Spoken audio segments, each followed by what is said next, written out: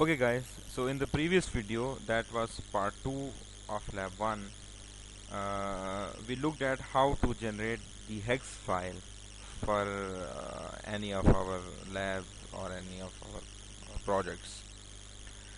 So now the next step after generating the hex file uh, is to check the hex file in Proteus.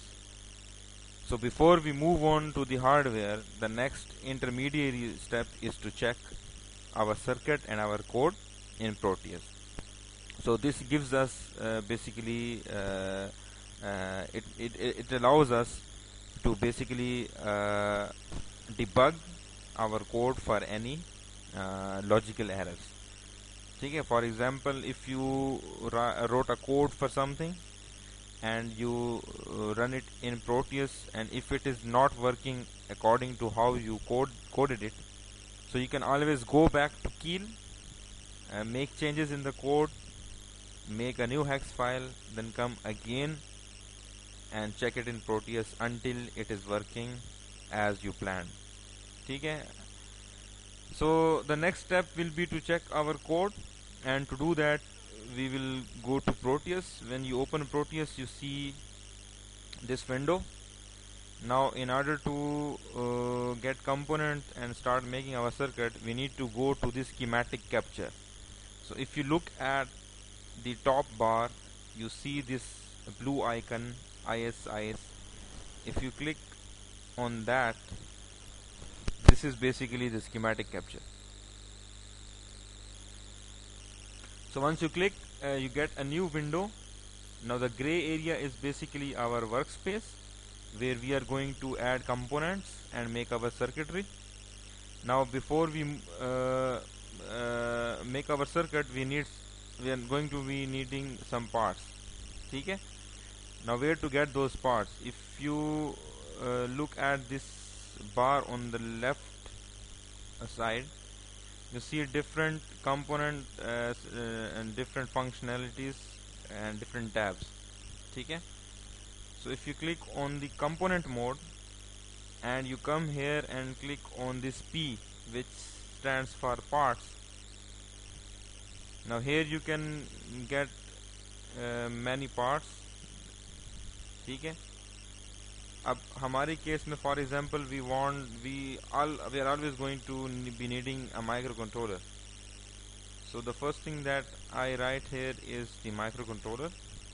In our case, we are looking for 8089C51. This is the Atmel 8051 microcontroller. Okay, now double click on that and you can see now that microcontroller is added to your component list. Okay, similarly we can add other parts as well. For example, I want to add an LED, so I write LED, and there are many components, but we have to find the one that we are looking for. Yes, these are the LEDs that we will be needing. So for example, I take this one, I double click, and that is added to my component list on the left. Okay, if you can see the cursor.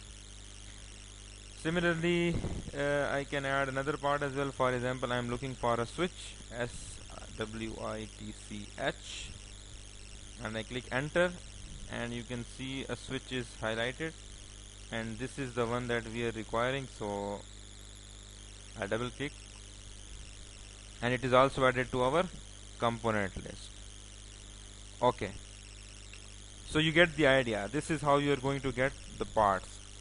Now in order to use these parts and put them into your workspace, you select the part, you click on the workspace once, and you can see a kind of a shadow of that component, and you can click wherever you want to place it. For example, I want to place it here, I can click it here, and now the part is added here.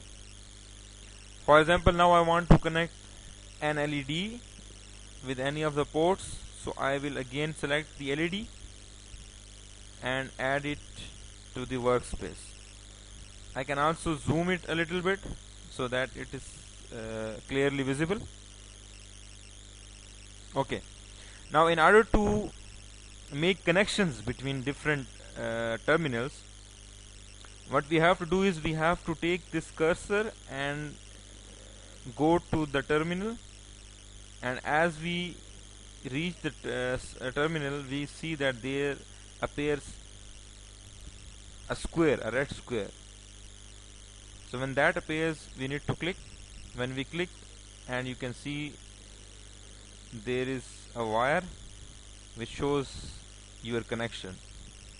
Now you can connect it to any port, any pin that you want. For example, I want to connect it with port 1.0. So once I reach near port 1.0, again a red box appears, and if I want to place the connection with port 1.0, I can click here, and you can see the connection is now established. Acha, if you remember, we also need a ground for most of the components. For example, in LED, if I have provided the positive to a node, I also need to provide ground as well, so that the connection is complete. But the ground you cannot find in the parts. For ground, you will have to come to this terminals mode. If you can see on the left side, here is the terminals mode. You click on that, and there you can see the ground. Okay, you'll click here, and you can place it here. Again, you can connect it. Okay, now the connection is complete. Similarly, if you want to connect a switch, again you can follow the same steps. There are many functionalities, many components that you can explore by yourself. For example, if you want to have a sine generator, you can find it here. You have sine pulses. Okay. Similarly, if you want any meters, ammeters, oscilloscope, you can find them here. Okay, so there are many things depending on your requirement. You can add those components and parts. Okay, so this is how you make your circuit in Proteus. Okay, now after making your circuit, the next thing that you need to do is you need to add the code that you have created. So in other words, we want to burn our IC in the software, not the hardware, but in the software. So we can do that by double clicking on the IC.